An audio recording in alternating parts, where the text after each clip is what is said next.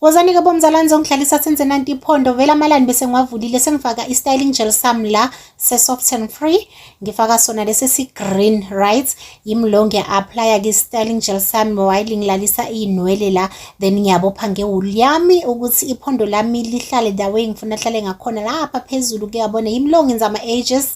ama-edges ukuthi phela ugeli athi ubonakala nje emuhlenyana uyabona into yakhe mayibe clean ibe smooth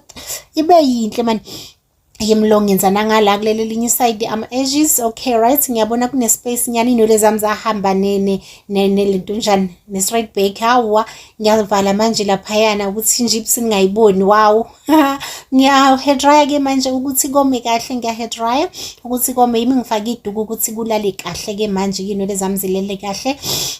zingabe phela seziyabona fanele nje kube kuhle yayizwa indaba